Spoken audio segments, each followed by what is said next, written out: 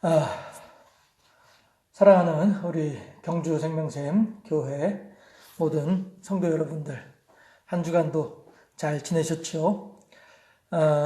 다들 건강하실 것이라 생각을 하고요. 저에게 어떤 특별한 이상이 있다라고 하는 내용을 말씀하신 분은 아직은 없으시고요. 한 분이 좀 기관지가 안 좋아서 그렇다라고 하는 말씀을 들었는데, 그분도 다른 이상 없이 건강을 다시 되찾을 수 있기를 기도하는 마음이고요. 또 지금 뉴스를 보면 그 강력한 사회적 거리두기라고 하는 명칭에서 의미에서 조금 이제 완화된 그런 모습들을 보이기도 해요.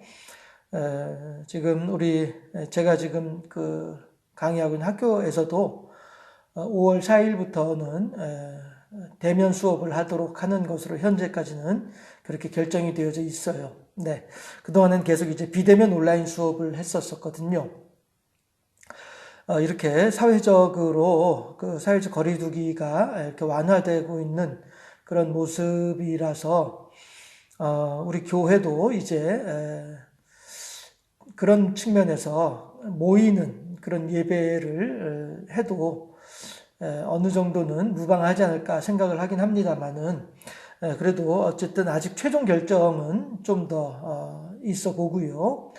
왜냐하면 그 싱가포르라고 하는 나라에서 안심을 하고 학교 개학을 허용을 하고 사회적 거리두기의 어떤 선제적인 예방 조치를 어느 정도 완화하고 난 뒤에 급속도로 확산이 되는 바람에 참 세계적으로 방역 조치를 잘하는 나라다라고 알려진 나라 가운데 하나였었는데 도리어 이번에 그런 명성이랄까요? 이런 것들이 다 무색해지는 그런 일들을 지금 뉴스를 통해서 보고 있어요.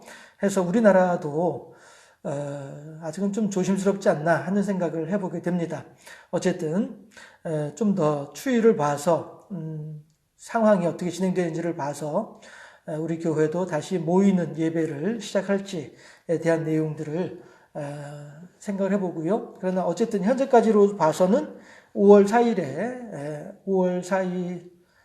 4일인가요? 그렇죠. 우리 예배 드리는 날로 하면 5월 3일이겠죠. 예, 5월 3일 날, 다음 주, 다음 주, 주일 예배는 우리 함께 모여서 할 수 있기를 기대를 하면서요.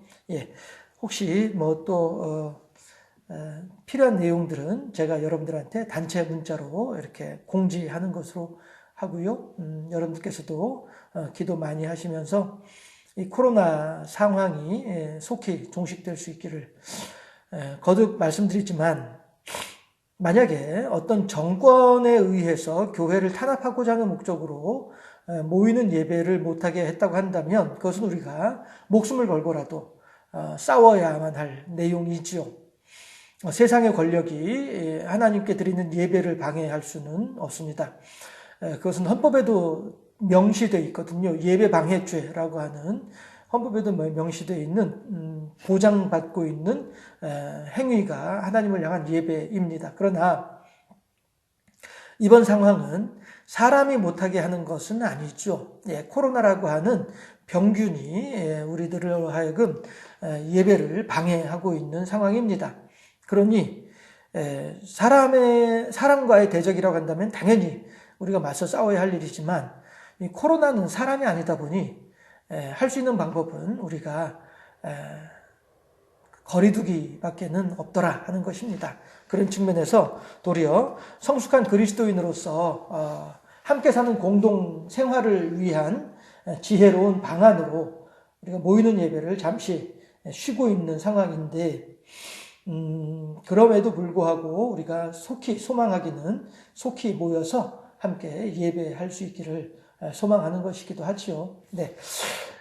아무튼 우리가 다음 주 주일에는 함께 모여서 예배를 할 수 있기를 다시 한 번 더 기도하는 마음으로 소망해 보고요. 여러분들께서도 마지막까지 건강 유의하셔서 끝까지 우리 코로나가 시작됐을 때에 제가 여러분들과 함께 나누었던 묵상이 있었지 않습니까?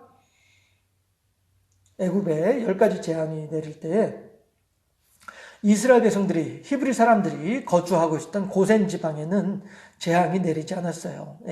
물론 처음에는 몇 가지의 재앙은 같이 감당했었으나 그 이후부터는 감당하지 않고 하나님의 은혜 날개 그늘 아래에서 평안을 누렸던 그런 일이 있습니다. 우리들도 마찬가지로 이 코로나 상황이 온 나라를 힘들게 할 때에 우리들만큼이라도 물론 더 많은 사람이 그런 은혜 가운데 거하면 좋겠으나 그러나 적어도 우리들만큼이라도 이런 코로나로 인한 어떤 어려움을 겪지 않을 수 있도록 해달라고 하는 그런 소망, 그런 묵상을 함께 코로나 초창기에 나누었던 적이 있었죠. 네, 감사하게도 아직까지는 우리 주변에서는 코로나로 인하여서 어려움을 겪는 그런 사람들은 없습니다. 참 감사한 일이고요.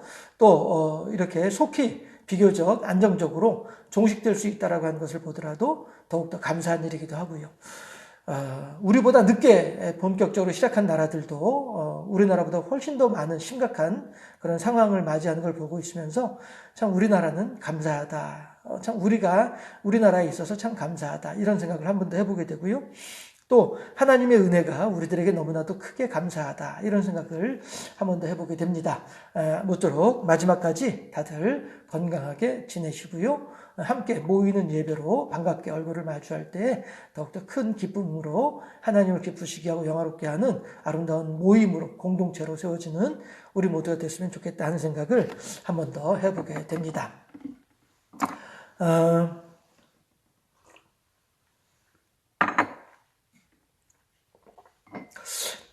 제가 잠깐 기도함으로써 오늘도 부활절 후 세 번째 주일 오전 예배를 하나님께 드리도록 하겠습니다. 기도하겠습니다. 할렐루야. 좋으신 아버지 하나님, 어느새 코로나19라고 하는 그동안에 경험해보지 못했던 질병으로 인하여서 우리들이 함께 모이는 예배를 잠시 멈추었던 것이 참으로 오랜 시간이 지나고 있습니다. 그리고 우리들의 마음이 오래다라고 느낄수록 우리들의 하나님을 향한 모이는 예배에 대한 소망 또한 그렇게 간절한 줄로 생각이 되어집니다. 이제 하나님께서 이렇게 연약한 우리들을 지켜주시고 붙잡아 주셔서 갈급한 중에도 하늘의 평안을 누리게 하시고 어려운 중에도 하나님과 동행할 수 있게 하심을 깊이 감사드리옵나니 아버지 하나님이시여 그 크신 이름을 찬양하는 우리들의 찬양과 경배를 통하여 큰 영광 받아 주시옵시고 하늘의 하나님의 풍성한 은혜가 넘쳐나는 복된 시간들이 다 될 수 있도록 우리들을 지켜주시고 이 시간을 붙잡아 주시기를 소망하옵고 원하옵나이다. 많은 사람들이 코로나19라고 하는 질병으로 인하여서 어려움을 겪고 힘든 상황에 처해 있는 것을 우리들이 보고 있는데 하나님이시여 이제 적어도 우리들만큼이라도 또한 할만하시거든 더 많은 사람들이 하나님의 은혜의 날개 그늘 아래서 평안을 누릴 수 있게 하여 주옵시고 하나님의 크신 은혜와 능력을 덧입을 수 있는 복된 사람들이 될 수 있도록 지켜주시고 붙잡아 주시기를 소망하고 원하옵나이다. 과연 하나님 우리들이 이 세상을 살아감에 있어 무엇이 있어 우리들의 소망을 삼을 것이며 무엇이 있어 우리들의 낙을 삼을 수 있겠나이까?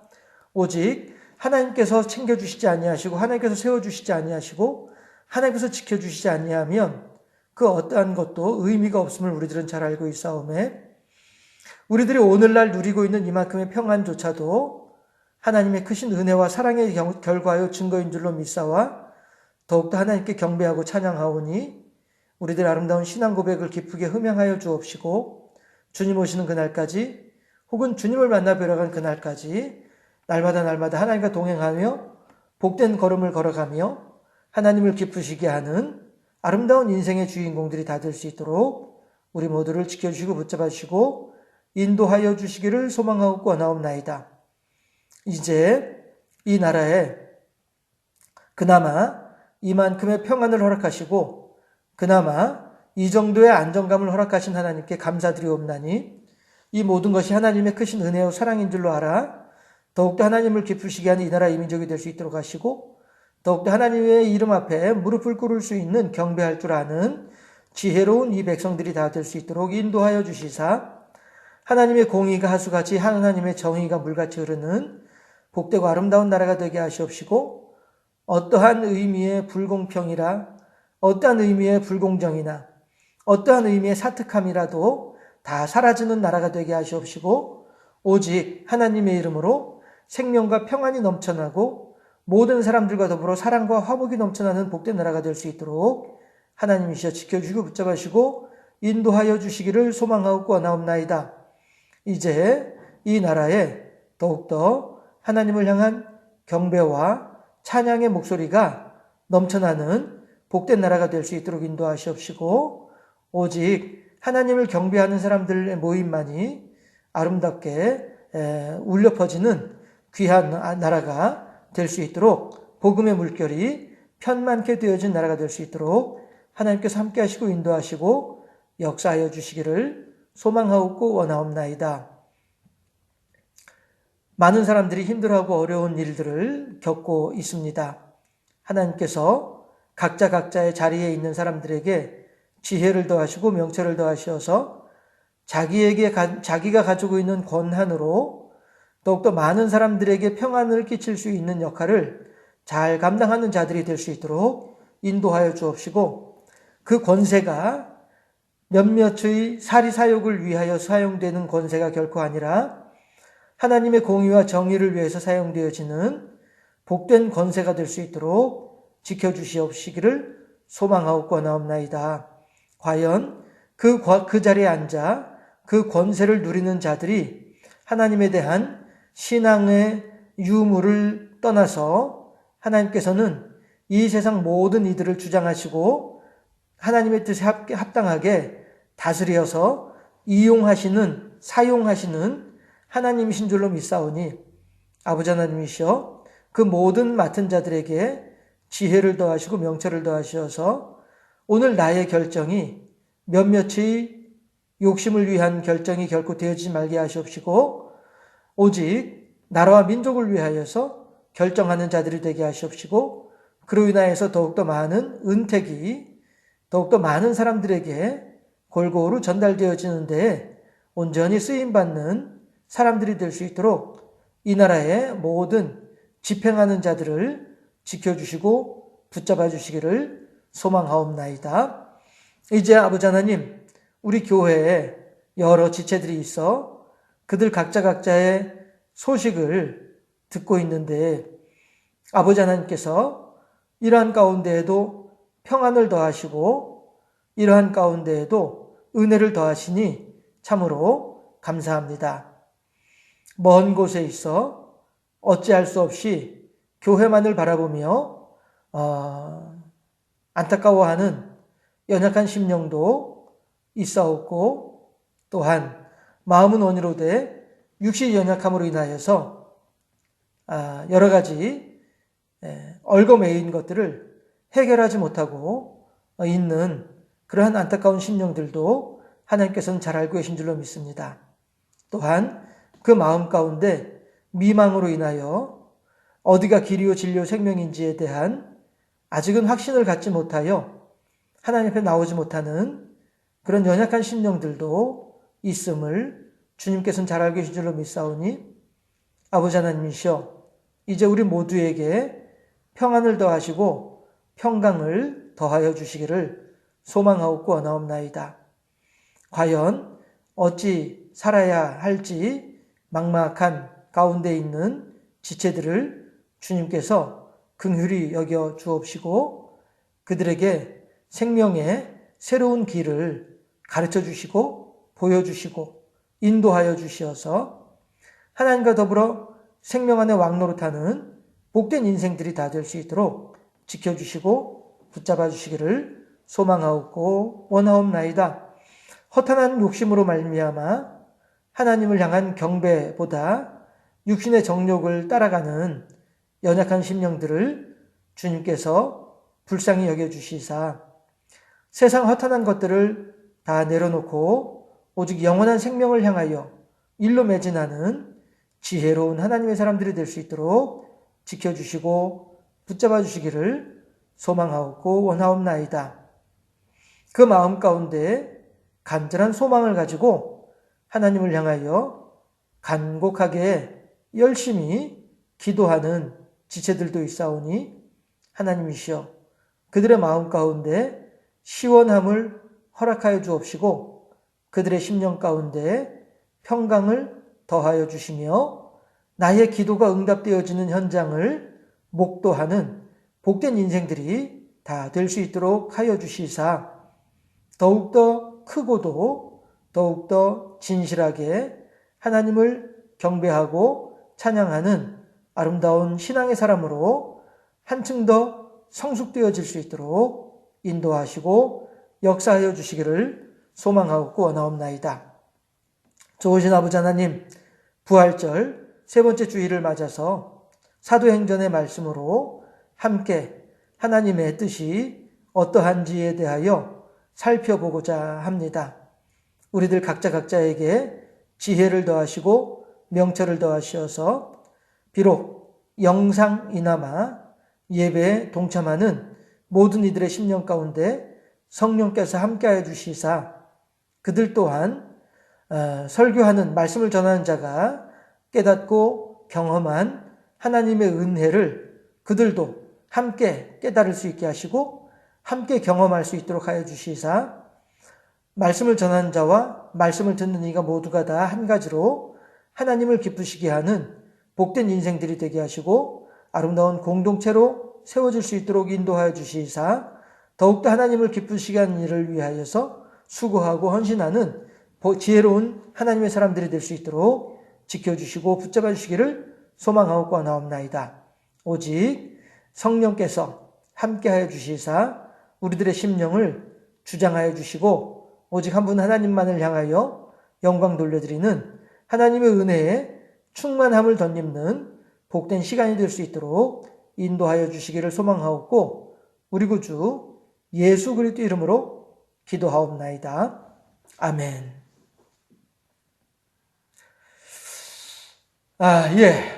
오늘 주시는 하나님의 말씀은 사도행전 2장 37절에서 41절까지 말씀입니다.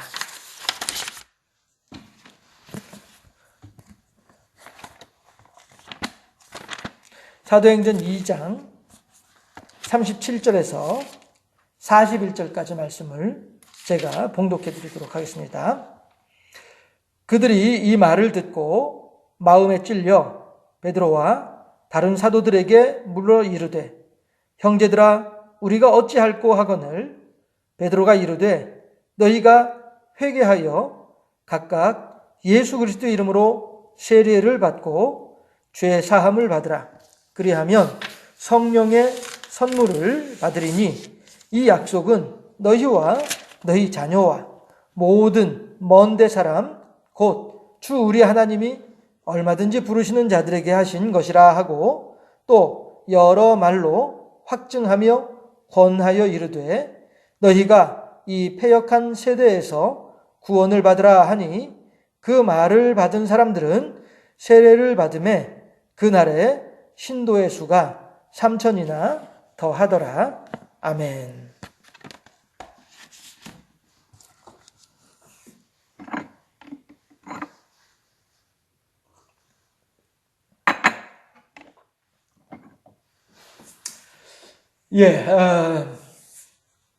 그때는 됐는데 지금은 왜? 라고 하는 제목으로 함께 하나님의 말씀을 들을 때 하나님의 은혜가 더욱더 충만하고 풍성할 수 있기를 주님의 이름으로 축원하고요. 오늘도 옆에 있는 사람들을 향하여서 마음껏 축복하는 시간을 갖도록 합시다. 코로나가 당신에게 들어왔다 할지라도 하나님의 능력으로 온전히 사라져버리는 한 길로 들어왔더라도 7길로 도망가버리는 그러한 은혜가 하나님의 은총이 옆에 있는 사람들에게 더욱더 충만할 수 있기를 바랍니다 하는 마음으로 복을 선포하도록 하겠습니다. 빛이 있으라. 한 길로 왔을지라도 7길로 쏙 물러갈지어다. 할렐루야.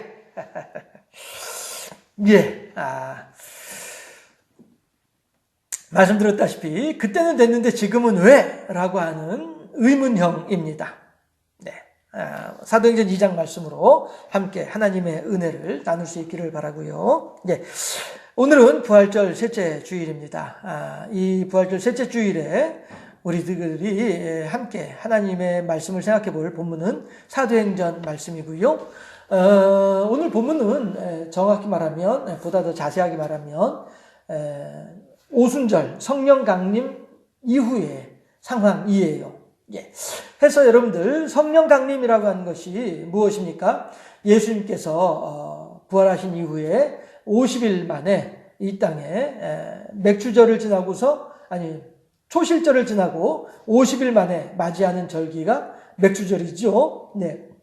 그래서 50일 만에 맞이한다 해서 50일째다라고 해서 오순이라고 다섯 오자에다가 열을 의미하는 순을 합쳐서 오순절이라고도 얘기를 하고요. 맥추절이라고도 얘기를 하고요. 7개의 안식일을 7안식일을 지난다 해서 칠칠절이라고도 합니다.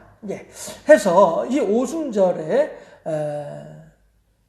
초실절 이후에 하나님께 맥추절로서 열매를 거두어서 추수를 해서 하나님께 드리는 절기가 맥추절인 것처럼 예수님께서도 이 땅에 있는 모든 사람들을 하나님께 봉헌하기 위해서 이 땅에 성령을 내려주신 거예요. 해서 이 땅에 있는 사람들로 하여금 열매 맺는 삶을 살아갈 수 있도록 하기 위한 하나님의 구속사 가운데 한 부분이었다라고 하는 것이 오순절이 가지고 있는 의미인 것입니다.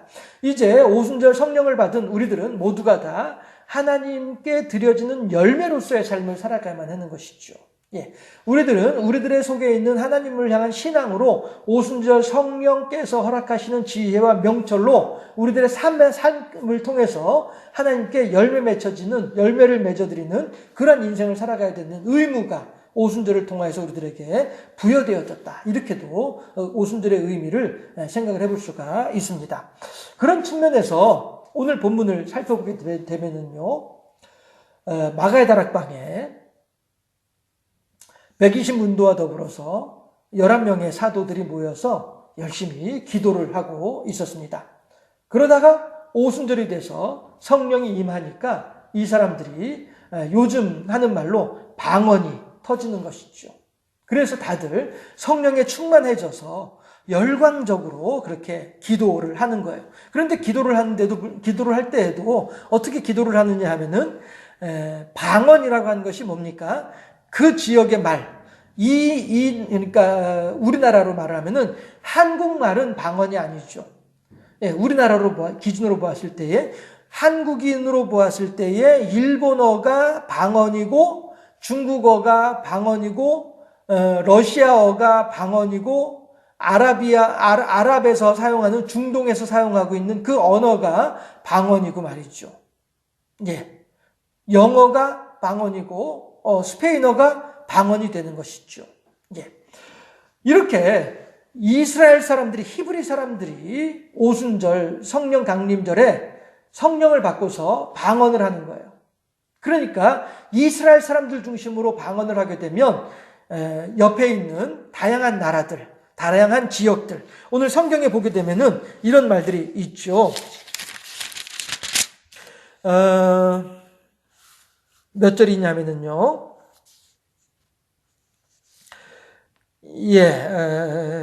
10절을 보게 되면 9절부터 보게 되면은요. 오늘 사도행전 2장 9절부터 보게 되면은 뭐라고 되어 있냐면은 우리는 바데인과 메데인과 각 나라 이름을 이야기하는 거예요. 각 방언들을 이야기하는 거예요. 바데인과 메데인과 엘람인과 또 메소포타미아, 유대와 갑바도기아, 본도와 아시아, 부르기아와 밤빌리아, 애국과 및 구레네에 가까운 리비아 여러 지방에 사는 사람들과 로마로부터 온 나그네 곧 유대인과 유대교에 들어온 사람들과 그레데인과 아라비아인들이라 라고 이야기를 하죠. 그러면서 그 뒤에 11절 뒤에 보면 우리가 다 우리의 각 언어로 하나님의 큰 일을 말함을 듣는도다 라고 얘기를 하는 거예요. 그러니까 예루살렘을 중심으로 해서 그 주변에 있는 바데인들, 메데인들, 아라비아 사람들, 그레데 사람들 이런 모든 지역들이 다 방언이 되는 거죠. 그런데 이 히브리 사람들이 모여서 성령을 충만해서 방언으로 기도를 하는 거예요. 하나님의 크신 것을 찬양하는 그런 말들을 하고 있는 것이죠. 그런데 이것을 누가 듣느냐 하면 우리들도 이제 한 번씩 뜨겁게 이제 성령에 충만해서 기도를 하다 보면은 나도 모르게 막 목소리가 커지잖아요. 그렇죠? 예. 아마도 이 사람들도 그랬을 것 같아요. 그것도 더군다나 130명이 넘는 사람들이 모여서 막 그냥 웅성웅성 하니까 장관이었겠지요. 예. 우리들이 한 10명 정도가 모여서 기도할 때에도 막 그렇게 온 방안이 떠들썩할 정도로 이렇게 기도하곤 하잖아요. 우리 작년 여름에 얼마나 우리가 수련회 가서 뜨겁게 열광적으로 기도를 했었어요. 그렇죠? 예, 이런 것처럼 이 마가 다락방에서도 130여 명의 사람들이 모여서 그렇게 막 우리 흔히 하는 말로 시끌벅적지근하게 그렇게 기도를 했겠죠. 그러다 보니 여기 지금 보면은 베드로가 하는 말이 제3시라고 해요. 아침 9시예요. 사람들이 이제 막 아침 식사 끝내고 성지순례로 모인 사람들이니까 유월절과 오순절과 초막절이 되면 이스라엘 사람, 이 유대교인들은 예루살렘 성전에 모이는 것이 관례였지 않습니까? 해서 성지순례로 모인 사람들인 거예요. 이 다양한 나라에서 다양한 지역에서 예루살렘에 온 사람들은 어떤 사람들이냐 하면 맥주절을 맞아서 하나님을 향하여서 예루살렘 성전에 하나님께 예배하러 올라온 성지순례객들이란 말이죠. 그런데 이 사람들이 모여서 하나님께 이 중에는 여기 보게 되면 10절 마지막에 보면은 유대인과 유대교에 들어온 사람들 이렇게 얘기를 하죠. 유대인들은 어떤 유대인들이냐면은 디아스포라 유대인들을 이야기를 해요. 좀 이야기가 길어질 수 있습니다만은 다윗 이후에 솔로몬 이후에 그리고 르호보암 이후에 이 나라가 남북으로 나누어지게 되죠. 해서 북이스라엘과 남유다라고 하는 두 개의 나라로 나누어지게 되고요. 그랬을 때 북이스라엘은 주전 722년에 아수르에 의해서 망하게 되죠. 그리고 남유다는 주전 586년에 느부갓네살에 의해서 나라가 망하는 그런 불행한 일을 겪게 됩니다. 그런데 남유다 사람들은 하나님의 약속을 따라서 예레미야나 이사야나 이런 사람들을 통해서 주신 약속이 뭐였습니까? 70년의 기한이 차면 너희들은 다시 잃어버린 땅, 고토로 돌아오게 될 것이다 라고 하는 약속을 해주셨죠. 그런 것처럼 남유다 사람들은 다시 예루살렘으로 가나안으로 돌아와서 이 땅을 다시 회복할 수가 있었어요. 그러나 북이스라엘 사람들은 돌아오지를 못한 것이죠. 그리고 이 사람들은 그 이후에 이제 세월이 흘러감에 따라서 세계 각국으로 흩어졌었어요. 이 사람들이 바로 디아스포라 유대인들입니다. 그래서 오늘 사도행전 2장 10절에서 마지막에 곧 유대인과 이렇게 얘기를 할 때 이 유대인들은 어떤 유대인들을 얘기를 하냐면은 디아스포라 유대인들을 이야기를 하는 거예요. 몇백 년 전부터 그 북이스라엘의 사람들을 선조로 두었던 사람들, 그리고 남유다 사람들 가운데에서도 바벨론에 끌려갔었던 포로로 붙잡혀갔던 사람들 가운데에서도 일부는 가나안 땅으로 돌아오지 않고 그 지역에 남아있던 사람들이 있었거든요. 해서 이런 사람들이 세계 각지로 흩어져서 디아스포라라고 하는 이름으로 나그네의 삶을 살고 있었단 말씀이죠. 그러나 이 사람들은 몇백 년이 흐름에도 불구하고 하나님에 대한 신앙을 잃어버리지 않고 어느 지역에서 어떤 모습으로 살고 있다 할지라도 유대인으로서의 정체성, 즉 하나님을 향한 신앙을 잃어버리지 않고 가지고 있던 사람들이 디아스포라 유대인들이었다라고 하는 것입니다. 우리나라에서도 왜 한 번씩 텔레비전에 나오는 이야기들이 있죠. 중국에 살고 있는 우리나라 사람들을 조선족이라고 부르고 러시아, 옛 소련, 소비에트 연방에 살고 있는 우리나라 사람들은 고려인이라고 그렇게 부르면서 한국인으로서의 정체성을 잃지 않고 살아가는 그런 모습들을 볼 때 우리가 참 반가운 마음이 들죠. 그런 것처럼 유대인들도 그렇게 몇백 년이 세월이 흐르면서도 불구하고 유대인으로서의 정체성을 그대로 간직하고 살아가는 사람들, 이 사람들이 해마다 1년에 3차례가 되면 율법을 따라서 하나님의 성전에 예루살렘으로 올라오더라 하는 거예요. 이런 사람들이 바로 이제 오늘 이 사도행전 2장에 나타나는 이제 각지에서 9절부터 11절까지 세계 각지에서 올라온, 각지에서 예루살렘으로 온 성지순례객들이란 말씀이죠.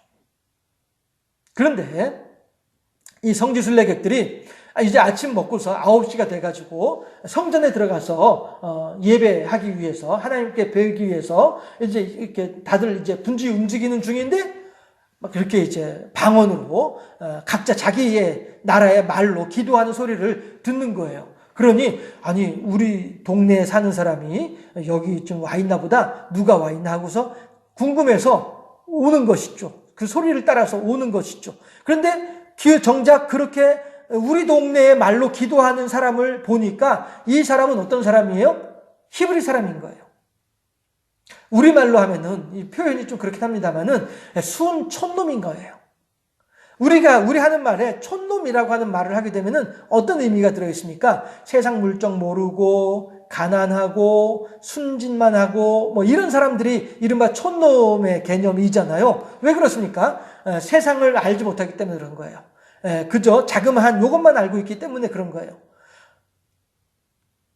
지금 방언을 하는 이 사람들을 이 9절부터 11절까지의 세계 각지에서 온 사람들이 볼 때에는 완전히 촌놈인 거예요. 다시 말해서 이 사람들은 지금 우리말로 지금 기도를 하고 있는 이 사람을 보니 이 사람은 해외여행은커녕 외국 말은커녕 해외여행도 한번 못 해봤을 것 같은 그러한 촌놈이란 말이에요. 가난하기 그지없는 사람 행색으로 보이더라라고 하는 것이죠. 왜 자꾸 제가 이 이야기를 강조하냐면요. 우리나라에서도 마찬가지로 한 30년 전쯤만 하더라도 해외여행이 쉽지가 않았었어요. 그 당시에 제 친구가 대학을 졸업을 하고 외국에 유학을 가겠다고 하면서 시골에 있던 친구였는데 서울에 올라온 적이 있었어요. 그래서 서울에 온 김에 저를 이제 만나가지고 잠깐 이제 얘기하고 이제 자기는 그 미국 대사관 종로에 있었는데요. 그때 종로가 아니라 아무튼 미국 대사관으로 그 비자 신청하러 간다고 하면서 저를 잠깐 만나가지고 얘기하고서 간 적이 있었어요. 그랬는데 그 친구가 유학을 못 갔어요. 비자가 안 나와가지고. 그 친구는 집 안도 그다지 이렇게 궁색하지 않은 집안이었었거든요. 공무원 출신이고 그 당시에도 이제 정치적으로도 이제 유명한, 그 당시에 정치적으로 유명한 어떤 사람하고도 일가이기도 하고 이랬던 상황이었었는데도 불구하고 미국 비자가 안 나온 것으로 제가 알고 있어요. 그만큼 해외여행하기가 쉽지가 않은 때가 우리나라도 있었어요. 어떤 사람들이 해외여행을 하냐면은 돈 많은 사람들, 백 좋은 사람들, 이런 사람들, 연대 보증 세우고 이렇게 할 수 있는 사람들, 이런 사람들이 해외여행을 할 수 있는 그런 때가 우리나라도 있었잖아요. 그만큼 해외여행은 아무나 할 수 있는 일이 아니었다는 것이죠. 오늘 디아스포라 유대인들이 이 우리말로 방언 기도를 하고 있는 이 사람들을 보니까 이 사람들도 마찬가지로 그렇게 가난 떼국물이 절어있는 사람이란 말이에요. 이 사람이 우리나라에 와본 적이 없을 것 같아요. 이 사람이 우리나라에 와본 적은커녕 우리말을 배워본 적도 없을 것 같은 사람이란 말이에요. 그럼에도 불구하고 이 사람이 우리말로 기도를 하고 있는 거예요. 이런 이 사람들이 우리말로 쉽게 표현을 하면은 놀래 자빠질 수밖에 없는 거죠. 아니 대체 이게 무슨 일이야? 아니 저렇게 이른바 촌놈, 세상 물정 모르고 순진하기만 하고 이런저런 경험도 하지 못하고 이랬을 것 같은, 그저 하루 벌어 하루 먹기 바쁠 것 같은 그래 보이는 사람인데도 불구하고 저 사람이 언제 저렇게 유창하게 우리말을 배웠을까? 희한하네. 이러한 사람들의 어리둥절함이 있는데 거기에 대고서 베드로가 또 뭐라고 설교를 하느냐 하면은 여러분들이요 하는 얘기죠. 14절을 보게 되면 베드로가 11사도와 함께 서서 소리를 높여 이르되, 이렇게 하면서 말이죠. 그리고 10절에서 유대인과 유대교회에 들어온 사람들이라고 했잖아요. 이 유대교회에 들어온 사람들은 어떤 사람들이냐면은 이 유대인들이, 디아스포라 유대인들이 세계 각지에 흩어져 있을 때에 자기 이웃에 있는 그 나라 사람들, 순수한 외국인들이 있죠.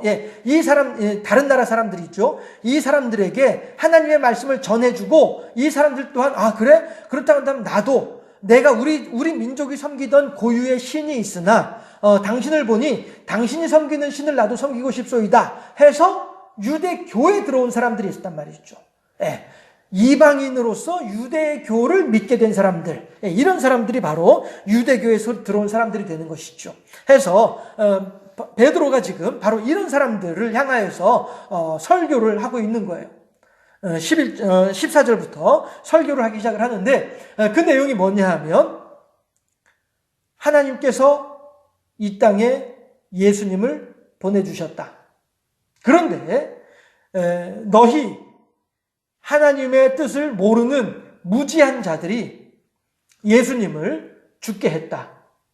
그래서 너희 모두는 예수님을 죽인 죄인의 몸이 되고 말았다. 그런데 하나님께서는 그 죽은 예수님을 다시 살려내심으로써 예수님을 죽인 죄인인 우리들의 죄를 없애주셨다. 왜? 예수님이 계속 죽어있으면 우리들의 죄도 여전히 남아있는 거죠. 그러나 예수님께서 살아나셨기 때문에 우리들의 죄도 없어진 거죠. 영화에 보면 그런 영화 한 번씩 스토리 있잖아요. 예, 내가 사람을 총으로 쏘았어요. 영화 내용이에요. 끔찍하긴 합니다만 영화 내용이에요. 예, 내가 사람을 총으로 쏘았어요. 그러면 우리들은 사람이 총을 맞았으면 죽었을 것이다 라고 생각을 하잖아요. 그리고서 이제 나는 그 자리를 피해서 도망다니는 거예요. 그러면서 나는 사람을 죽였어. 나는 살인자야. 하면서 스스로가 이제 두려움을 떨고 있는 거죠. 늘 나는 사람을 죽인 사람이야. 나는 살인자야. 이런 생각을 가지고 있단 말이죠. 그런데 영화니까 그렇게 얘기할 수 있겠죠. 이 사람이 총을 맞긴 맞았는데 총이 이렇게 얼굴을 이렇게 스치고 지나간 거예요. 그러니까 총을 맞긴 맞았을 때 살아난 거야. 네. 그래서 이 사람이 그 자리를 떠나버렸죠. 그러니 신문 기사에는 살인사건이라고 한 신문 기사가 납니까? 안 납니까? 안 나죠. 그러면 나는 사람을 죽였어. 나는 사람에게 총을 쏴서 사람을 죽였어. 라고 생각하는 나는 살인자야. 라고 한 사람이 살인죄가 됩니까? 안 됩니까? 안 되잖아요. 그런데 정작 나는 그 사람이 다시 살아났다는 사실을 모르고 있으니까 여전히 나는 살인자야. 나는 붙잡히면 나는 체포될 거야. 이런 생각을 하고서 두려워 떨고 있다고 한다면 얼마나 어리석은 일이냐 하는 것이죠. 이 사람은 살아났는데 예수님이 지금 베드로가 설교하는 내용이 바로 그 내용인 거예요. 너희들은 예수님이 하나님의 아들이신 것을 몰라서 죽였으나 그러나 하나님께서는 그 예수님을 다시 살려내심으로써 예수님을 죽인 너희들의 죄를 없애주셨다는 거예요. 할렐루야. 네, 이거죠. 베드로가 지금 설교하고 있는 내용이 그 내용인 거예요. 그래서 하나님께서는 예수님을 죽은 자 가운데서 살려내심으로써 우리들의 예수님을 죽인 죄를 없애주신 것과 더불어서 이제 한술 더 떠서 하나님께서는 한술 더 떠서 우리들에게 살인죄로부터 살인자라고 하는 죄목으로부터 벗어날 수 있도록 해주신 것을 뿐만 아니라 그 위에다가 더욱더 더한 것을 주시는데 그게 뭐예요? 성령을 선물로 주신다는 거죠. 예수님께서 그러셨잖아요. 내가 가고 난 뒤에 성령이 올 것이다. 나의 약속한 것을 기다리면서 온전히 기도하기를 힘쓰라 라고 하셨잖아요. 성령은 예수님 대신에 이 땅에 오시는 거예요. 그러므로 말미암아서 이제 우리들이 더 이상 죄인으로 살지 아니하고 죄로부터 벗어난 존재인 것을 깨달아 알 수 있도록 해주는 능력, 역할, 이것을 누가 해요? 성령이 하고 있단 말이죠. 제가 영화로 비유를 들었으나 영화에서 총을 쏴서 난 살인자야라고 생각했던 이 사람에게 당신은 살인자가 아닙니다 라고 하는 사실을 알려주게 되면 이 사람은 그 다음부터는 경찰을 만나더라도 두려워 떨지 않을 수 있지 않겠어요? 그렇죠. 그런 것처럼 성령께서 이제 우리들에게 찾아오셔서 너는 살인자가 아니야. 너는 죄인이 아니야. 하나님께서 너의 모든 죄를 다 용서해 주셨어. 하나님께서 너의 모든 죄를 다 없애 주셨어. 이 사실을 우리들에게 알려주는 역할, 그 역할을 누가 한다고요? 성령이 한단 말이에요. 우리들이 생각하기로 성령은 그저 왈랄랄랄라 가발라바라 이렇게 하는 어떤 이런 능력으로 우리들이 성령을 생각을 하지만 우리들이 하나님께서 우리들에게 허락하시는 성령이라고 하는 것은 그것은 성령의 한 부분이에요. 방언을 하게 하고 병을 고치게 하고 예언을 하게 하고 각종 은사를 허락하게 하고 이 모든 것들은 다 성령이 행하시는 한 부분일 뿐이에요. 장님 코끼리 만지기라고 하잖아요. 예, 앞을 못 보는 사람이 코끼리를 만져보면은 그저 자기가 만진 그거 하나만 가지고 코끼리의 전부인 줄로 생각을 하기가 쉽다라고 하는 것이죠. 우리들도 마찬가지로 성령이 이 땅에 오셔서 하시는 일이라고 하는 것이 방언을 하게 하고 병을 고치게 하고 예언을 하게 하고 환상을 보게 하고 뭐 이런 것들은 다 성령의 한 부분일 뿐이지 성령의 전체는 아니라는 거예요. 그런데 오늘 베드로는 성령의 전체 하는 일들을 우리들에게 보여주고 있는 것이죠. 그게 뭡니까? 방언을 하고 있으니까 베드로 설교하는 것도 방언만 얘기하는데 그게 아니라는 거예요. 그게 아니고 베드로가 지금 우리들에게 보여준 성령이 하는 일이라고 하는 것은 뭐냐면은 결국 하나님께서 우리들에게 어떤 일을 하셨는지 이거를 알려주는 게 성령이 하는 일이란 말씀이죠. 하나님께서 우리들을 위해서 어떤 일을 하고 계시는지 이걸 알 수 있도록 하는 것이 성령이 하는 일이다라고 하는 거예요. 하나님께서 우리들을 위해서 오늘도 무슨 일을 어떻게 진행하고 계시는지 이것에 대해서 온전히 깨달아 알 수 있도록 해주는 것, 이것이 성령이 하는 일이다. 또한 더 나아가서 갈 길을 밝히 보이시니 주 앞에 빨리 달리 나아갈 수 있도록 하는 그 에너지조차도 어디서 나와요? 성령으로부터 나온단 말이죠. 갈 길을 밝히 보이시니 주 앞에 빨리 나아갑시다. 이게 바로 성령이 하시는 일이다라고 하는 사실이죠. 자, 그것을 어떻게 할 수 있냐면요. 베드로가 이렇게 설교를 하고 나니까 그 다음에 어떻게 해요? 사람들이 37절에서 그들이 이 말을 듣고 마음에 찔려 베드로와 다른 사도들에게 물어 이르되 형제들아 우리가 어찌할꼬? 라고 얘기를 하는 것이죠. 자, 성령의 음성을 듣고 난 뒤에 이 사람들이 이제 하나님의 뜻하심이 무엇인지를 알았어요. 그리고 내가 하나님 보시기에 얼마나 큰 죄인이었던가를 이제 알았어요. 그러고 나니까 그럼 이제 내가 어떻게 해야 되지? 내가 그냥 죄인의 상태에서 머물러야 되나? 하나님께서 우리들의 죄를 없애주셨다고 하는데 그럼 우리들은 어떻게 되는 것이지? 이것을 이제 사람들은 궁금하게 생각하더라 하는 것이죠. 그랬을 때 베드로가 뭐라고 합니까? 38절 합독해 보도록 하실까요? 베드로가 이르되 너희가 회개하여 각각 예수 그리스도의 이름으로 세례를 받고 죄사함을 받으라. 그리하면 성령의 선물을 받을 것이다.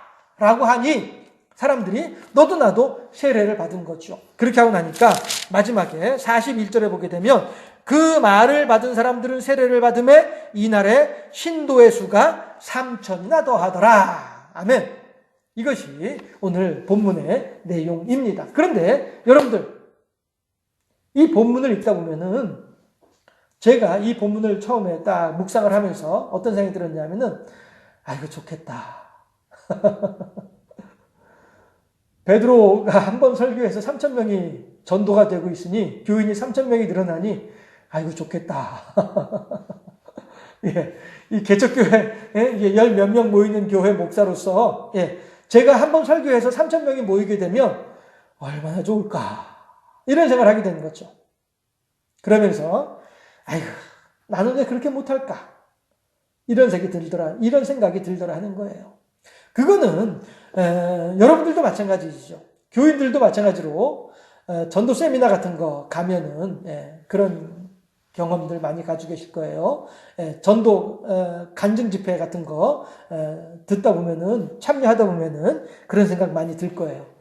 아이고 나도 저렇게 전도해야 되는데 아이고 난 저렇게 전도 못하면 어떻게 하면 좋아 이런 생각들 하시잖아요. 그렇죠? 예.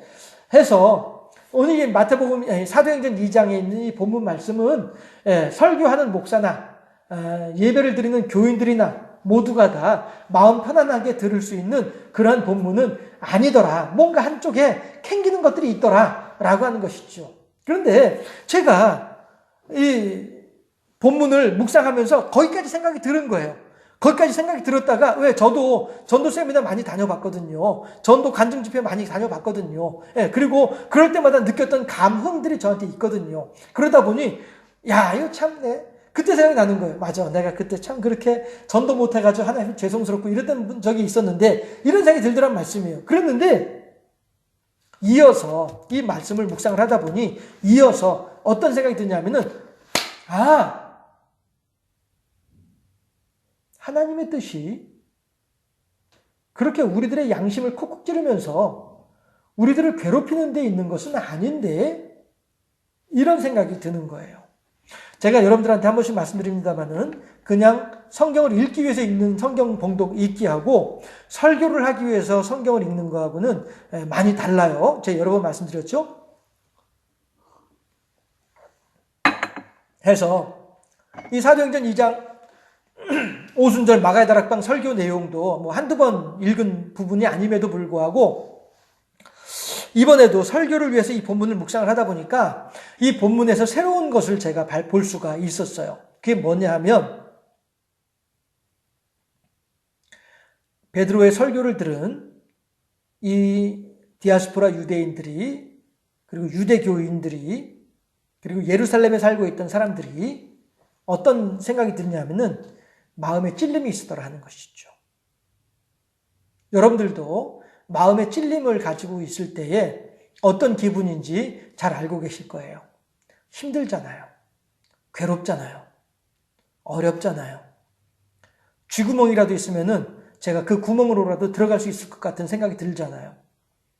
하나님 아버지 앞에서 나라고 하는 존재는 완전히 사라져버렸으면 좋겠다라고 생각될 정도로 그렇게 내가 죄스럽고 그렇게 내가 하나님 앞에 부끄럽고 뭐 다른 표현이 없죠. 그냥 죄송스럽죠. 쥐구멍이라도 있으면 정말로 들어갈 수 있을 것 같은 그런 마음들. 하나님의 말씀을 들을 때에 우리들은 그런 마음들을 가지고 있었죠. 참 힘들었죠. 지금 생각해보면은 그 불과 짧은 순간이었었어요. 몇 분 정도였었어요. 10분도 채 안 가는 그런 기간이었었어요. 그럼에도 불구하고 그때에는 너무나도 길었었어요. 이 순간이 빨리 지나갔으면 좋겠는데 그럼에도 불구하고 안 지나가고 있었잖아요. 너무너무 힘들었었잖아요. 괴로웠었죠. 맞아요. 다른 말로 표현할 방법이 없어요. 그냥 죄송스러웠었고 그냥 내가 없어졌으면 좋겠다라고 하는 생각이 들고 나란 존재가 없었으면 좋겠다라고 하는 그런 느낌이 들고 생각이 들고 말이죠. 그랬었잖아요. 그런데 지금 이 베드로의 설교를 듣고 있는 디아스포라 유대인들이라든가 유대교인들이 예루살렘 사람들이 이렇게 양심에 찔림을 받고 있다는 것이죠.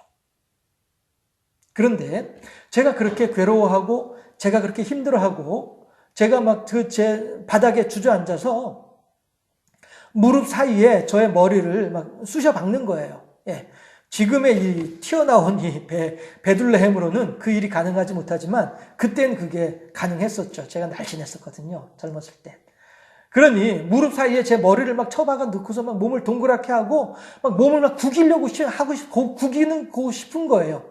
막 내 몸이 막 진짜 종이짝이라면은 착착착착 접어가지고 그냥 막 이 손 안에 있는 것보다 더 작은 어떤 그런 존재를 만들어버리고 싶은 그런 마음이 있는 거예요. 그렇게 막 스스로를 막 이제 올가매고 스스로를 막 이제 막 동그랗게 해가지고 막 이제 작게 만들고 최대한 작게 만들고 막 이렇게 하려고 하는 중인데 목사님이 오셔서 제 손을 붙잡고서 일으켜 세워주시더라고요. 그래서 제가 그 목사님한테 이렇게 안겨가지고 목사님 어깨에 눈물, 콧물, 침 뭐 다 해가지고 뭐 쏟아 부으면서 그렇게 하나님의 은혜를 경험했던 적이 있었죠. 오늘 마태복음 2장 베드로의 설교는 바로 그 하나님의 사랑을 우리들에게 이야기해 주고 있습니다. 예수님께서 부활하실 수밖에 없는 이유가 있어요. 우리들로 하여금 예수님을 죽인 죄인이라고 하는 죄의 굴레, 죄의 멍에를 그냥 짊어지고 있는 말 그대로 그 모양 그 꼴을 하나님께서는 차마 두고 보실 수가 없었던 거죠. 그래서 하나님께서는 예수님을 살려내신 거죠.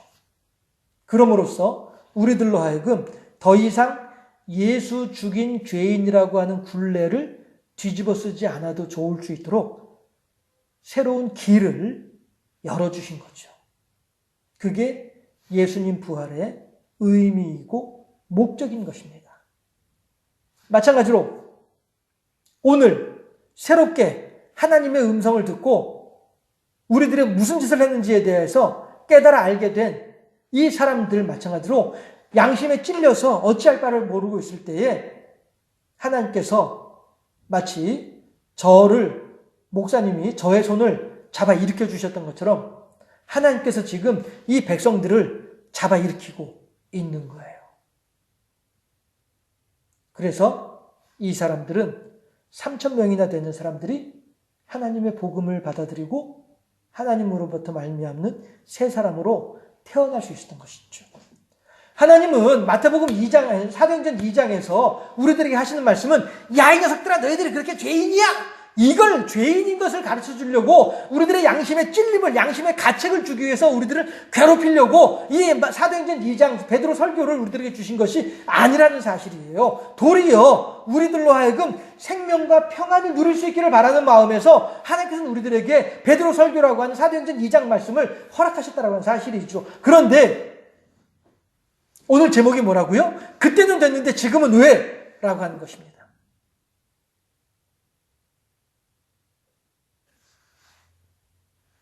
요즘 젊은이들이 나 때는 이라고 하는 말을 한 번씩 해요. 그게 뭐냐 하면은 워낙에 이제 요즘 젊은 사람들이 살기가 힘들잖아요.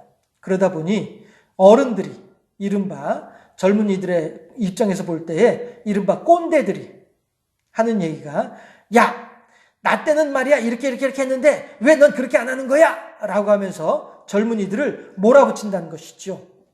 그래서 그런 것들을 이제 표현하는 말이 나 때는 이라고 하는 말이 있어요. 그런데 생각을 해보세요. 그 어른이 하시는 말씀은 그 시대에는 그 일이 가능했었어요. 그러나 지금은 아니거든요. 환경이 달라졌거든요. 세상이 달라졌거든요. 예, 해서 그때는 그렇게 하는 것이 가능했으나 지금은 그렇게 하는 것이 가능하지가 않다는 거예요. 예, 그런데도 불구하고 여전히 나이 많은 사람들은 요즘 젊은이들이 힘들고 방황할 때에 야, 나 때는 이렇게 해서 했는데 너는 왜 그렇게 못하는 거야? 라고 얘기를 해요. 그러나 실은 그렇게 말하고 있는 그 어른들도 그 나이 때에는 그렇게 혼란스러워하고 그 지금 60, 70대 된 어르신들도 당신들이 20살, 30살 때에는 그렇게 힘들어하고 그렇게 혼란스러워하고 그렇게 괴로워하고 힘들어 했었어요. 일이 넘어지고 저리 깨지고 일이 실패하고 저렇게 낭망하고 이렇게 하면서 살아온 사람들이거든요. 그럼에도 불구하고 자기들도 그러한 고난과 실패를 했다는 사실을 까맣게 잊어버리고 나중에 자기들이 성공했던 것들만 생각을 하면서 나 때는 그렇게 했는데 너 왜 그렇게 못해? 라고 얘기를 하면서 젊은이들을 질책하고 있더라라고 하는 것이죠. 마찬가지로 우리들도 마찬가지로 그러한 이른바 꼰대의 생각, 나 때는이라고 하는 생각을 가지고 있다 보니 성경을 보면서도 아 맞아, 베드로는 그렇게 했는데 목사님은 이렇게 못하는 거예요. 아 맞아, 그때 예루살렘 사람들은 그렇게 했는데 너는 왜 그렇게 못하는 거야? 라고 하면서 우리들이 그대로 문자 그대로 우리들을 적용해서 생각을 하려고 하는 경향이 있다는 것이죠. 이것이 일반화의 오류예요. 네, 해서 그때 그렇게 한 것이 됐으니까 지금도 그렇게 하면 될 것이다 라고 하는 생각, 이거는 일반화의 오류다라고 하는 것입니다. 그때는 그렇게 해서 된 것이고 지금은 이렇게 해야 된다라고 하는 생각을 할 수 있어야 되는데 그 생각을 못하다 보니 그저 일반화로 꿰어 맞춰가지고 그때 그렇게 했으니까 지금도 그렇게 해야 돼. 베드로가 그렇게 설교를 했으니까 지금도 목사님이 그렇게 설교를 해야 돼. 그때 많은 사람들이 그렇게 결단을 했으니까 지금 우리들도 그렇게 열심히 전도를 해야 돼 라고 하는 생각을 하다 보니 하나님께서 이 사도행전 2장에서 우리들에게 주고자 하시는 본래의 의미를 제대로 받아들이지 못하고 있더라라고 하는 거예요. 그게 뭐예요? 하나님은 우리들한테 야, 2000여 년 전에 그렇게 했으니까 지금 너희들도 그렇게 해 라고 하면서 우리들에게 요구하신 것이 결코 아니라는 거예요. 왜? 그때의 환경하고 지금의 환경이 달라졌으니까. 그때의 전도하는 방식하고 지금의 전도하는 방식이 달라져야 하니까. 그때 하나님의 말씀을 듣는 사람들하고 지금 하나님의 말씀을 듣는 사람들이 달라졌으니까.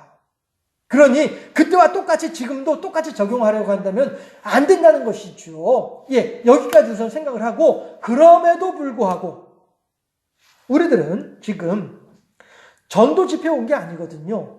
전도 집회를 하게 되면은 앞에 강사로 서 있는 사람이 여러분들 제가 이렇게 전도를 했더니 잘 됐었습니다. 여러분들도 이렇게 해서 전도를 하면 잘 될 거예요. 라고 얘기를 한단 말이에요. 그러면은 그 말을 듣는 순간에는 아멘 할렐루야 하죠. 하지만은 그 전도 집회 마치고서 돌아 나올 때에는 우리들은 예배당 나오면서 이미 다 포기하고 말잖아요. 마찬가지로 오늘 사도행전 2장 설교 말씀도 우리가 그렇게 전도 간증 집회 세미나에 온 것처럼 그렇게 설교 말씀을 듣고 나면은 우리들한테 남는 게 없다고요. 왜? 아이고 베드로처럼 나는 못해. 아이고 그때 그 사람들처럼 나는 못해. 이러고서 끝나버리고 말거든요. 그러나 우리들은 지금 전도 간증 집회 온 게 아니에요. 세미나에 온 게 아니에요. 하나님의 말씀 앞에 있습니다. 하나님께 예배를 드리고 있습니다. 하나님은 우리들에게 지금 뭘 말씀하고 계십니까? 야, 나 때는 이렇게 해서 됐는데 왜 난 그렇게 못하는 거야? 라고 우리들을 질책하고 계신가요? 아니라니까요. 적어도 제가 묵상하는 사도행전 2장 말씀은 그렇게 그 많은 사람들이 일어서서 하나님을 찬양하고 기도를 하고 뜨겁게 기도하는 그 순간에 한 젊은이만이 땅바닥에 주저앉아서 양쪽 무릎 사이에 머리를 파묻고서 아예 내가 이 세상에서 사라졌으면 좋겠다라고 생각하는 그 순간에 찾아와서 두 손을 잡고 일으켜서 끌어안아 주시던 그 목사님. 저는 그 순간에 그 목사님을 통해서 하나님의 넓은 품을 경험을 해봤었거든요. 오늘 사도행전 2장에서는 바로 그러한 하나님의 넓은 품을 우리들에게 보여주고 계시더라는 사실이죠. 그런 측면에서 우리들이 또 한 가지 생각해야 될 것이 있는데 뭐냐 하면 그것은 첫 번째는 그때와 지금은 다르다라고 하는 사실이에요. 그러나 두 번째 반드시 생각해야만 할 것이 있는데 그건 뭐냐면은 그럼에도 불구하고 그때와 지금하고 똑같은 것이 있다는 것입니다. 그게 뭡니까? 그때와 지금 다른 것은 환경이 달라졌고 사람들이 달라져 있어요. 그러나 그때와 지금 동일한 것은 뭐냐 하면 하나님의 우리들을 향하신 사랑이에요. 이거 하나만큼은 하나님의 우리들을 향하신 사랑의 마음만큼은 그때나 지금이나 다름이 없다는 것입니다. 자, 그렇다고 한다면 우리들은 세 번째 생각해 볼 것, 세 번째. 그럼 나는 어떻게 해야 될 것이냐? 라고 하는 것이죠. 가장 중요한 것이 이 부분이죠. 그렇다고 한다면 나는 어떻게 할 것이냐? 그때와 지금은 다르다. 그럼에도 불구하고 그때와 지금의 우리들을 향하신 하나님의 사랑만큼은 다름이 없다. 세 번째, 그렇다고 한다면 나는 어떻게 할 것이냐? 라고 했을 때에 그 해답이 오늘 본문에 있다는 거예요. 그게 뭡니까? 다시 읽어보자면은 37절을 여러분들도 한번 집에서 성경을 펼쳐서 사도행전 2장 37절을 함께 합독해 보도록 하십시다. 합독합니다. 37절 말씀. 그들이 이 말을 듣고 마음에 찔려 베드로와 다른 사도들에게 물어 이르되 형제들아 우리가 어찌할꼬 하거늘. 아멘. 이 부분이에요. 첫 번째, 그때와 지금은 다르다. 두 번째, 그러나 그때와 지금 똑같은 것이 있는데 그것은 하나님의 우리들을 향한 사랑이다. 세 번째, 그러면 우리들은 어떻게 해야 될까? 라고 했을 때에 우리들은 어떻게 해야 될까? 라고 했을 때 그 해답이 어디에 있다고요? 본문 37절에 있는 거예요. 뭡니까? 그들은 양심에 찔려서 사도들한테 그럼 우리들이 어떻게 해야 될까요? 라고 질문했다는 거예요. 우리들은 지금 어떻게 하고 있냐는 것이에요. 우리들은 지금 이 말씀을 들으면서 이 크신 하나님의 은혜와 사랑을 들으면서 예수님께서 부활하신 이유가 하나님이 우리들을 예수 죽인 죄인으로 머물러 있기를 원하지 않으셔서 그래서 예수님을 부활시키셨는데 그래서 예수님이 부활하셨는데 우리로 하여금 예수 죽인 죄인의 멍에를 더 이상 쓰지 않아도 좋을 만큼 우리들에게 은혜를 베풀어 주시기 위해서 부활하셨는데 이 은혜의 말씀을 들으면서 우리들은 지금 어떤 생각을 하고 있냐는 거예요. 적어도 37절에서 이 사람들은 양심에 찔려 있는데 이 말씀을 듣고 있는 우리들은 어떠하냔 말이에요. 갈 길을 밝히 보이시니 주 앞에 빨리 나갑시다. 우리들 마찬가지로 우리들의 마음에 양심의 찔림을 받고 주 앞에 빨리 나아가는 우리들의 신앙의 모습이 되어야겠다는 것이죠. 목사님 무슨 얘기하는 거예요? 내가 지금 얼마나 열심히 신앙생활하고 있는데. 현재의 나의 모습이 어제의 나의 모습과 다를 바가 없다고 한다면 그것은 열심히 신앙생활을 하는 것이 아니라 어쩌면 습관을 따른 신앙의 흉내일 수도 있겠다 하는 점입니다. 분명 그때는 됐는데 지금은 왜 안 되느냐라고 하는 질문 할 수 있습니다. 그러나 우리들은 그때와 지금의 환경이 다르다는 사실을 먼저 생각해 볼 필요가 있습니다. 그러나 그때와 지금 여전히 다르지 않은, 변하지 않은 것이 한 가지가 있다고 한다면 그것은 우리들을 향한 하나님의 사랑이다라고 하는 사실입니다. 그렇다고 한다면 우리들은 어떻게 해야만 할 것이냐? 오늘날 너희가 주의 음성을 듣거든 너희 마음을 완악하게 할 것이 아니요 오직 하나님의 말씀 앞에 경배하고 머리를 숙여 하나님을 영화롭게 해야만 하겠다라고 하는 이 말씀이 우리들에게 새로운 도전이 되어야만 하겠다라고 하는 것입니다. 다시 말씀드려서 그 당시에 유대인들은 양심에 찔려서 사도들을 향해서 어찌하면 좋겠느냐라고 하면서 간절히 간곡히 하나님을 매달리고 하나님을 붙잡은 사람들이었다는 것이죠. 그런데 오늘 우리들은 우리들의 신앙생활 속에서 얼마만큼이나 간절하고도 갈급하게 하나님을 찾고 있느냐?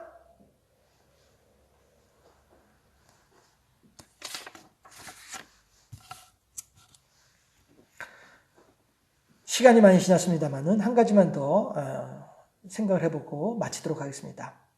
탈무드에 보면 이런 이야기가 있어요. 두 사람이 나란히 한쪽 집, 양쪽 집에 굴뚝을 청소하러 들어갔습니다. 그리고 하다 보니 나란히 굴뚝 청소를 마치고서 밖에 나왔습니다.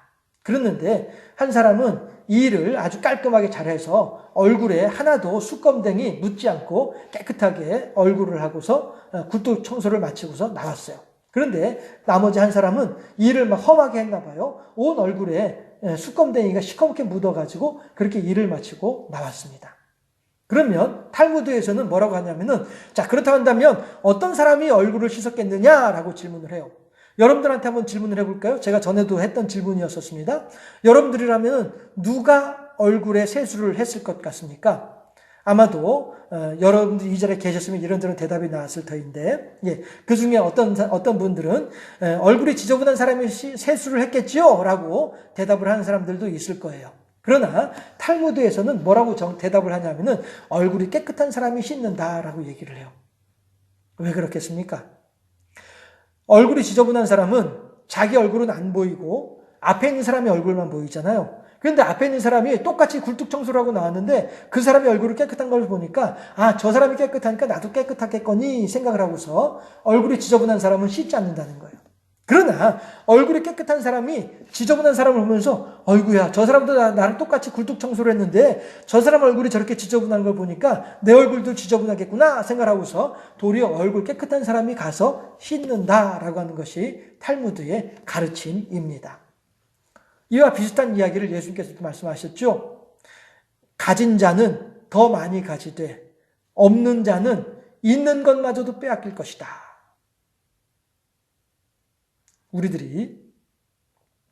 우리들 스스로가 하나님의 은혜 가운데 얼마만큼 깊이 침잠되어져 있는지 우리들 스스로가 생각해 볼 필요가 있겠다라고 하는 것입니다. 오늘 사도행전 2장에서 유대인들과 유대교인들은 하나님의 말씀을 들으면서 그들의 마음속에서 하나님의 크신 사랑을 깊이 경험했었어요. 그리고 이 사람들은 세례를 받고 3,000명이나 더하는 신도가 되어짐으로써 그들의 인생에 새로운 삶을 시작을 하는 사람들입니다. 가진 자가 더 많이 가지게 되는 하나님의 은혜가 적용되고 있는 것이죠. 오늘 우리들은 과연 얼마나 가지고 있으며 그 가진 것으로 인하여서 얼마나 더 많은 것을 하나님께서 우리들에게 주시는 그런 인생을 살아가고 있겠습니까? 하나님의 말씀 앞에서 우리들은 얼마나 양심의 찔림을 가지고 있느냐 하는 것입니다. 누구든지 회개하고 예수님을 믿으면 구원을 받는다는 사실을 우리들은 모르지는 않고 있습니다. 다만 아는 것과 그 삶을 따르는 것에는 큰 차이가 있을 수밖에 없습니다. 그들은 깊이 회개하고 믿는 자가 되었습니다. 우리들은 어떠한 모습으로 있겠습니까? 나 때는 말이야 하는 말로 굳어진 심령을 버리고 이 죄인이 어찌해야 할꼬 가슴을 치며 하나님의 말씀에 귀를 기울일 줄 아는 깨어있는 신앙인으로서 하늘의 평안을 누리는 우리 모두가 되어질 수 있기를 주님의 이름으로 축원합니다. 기도하겠습니다.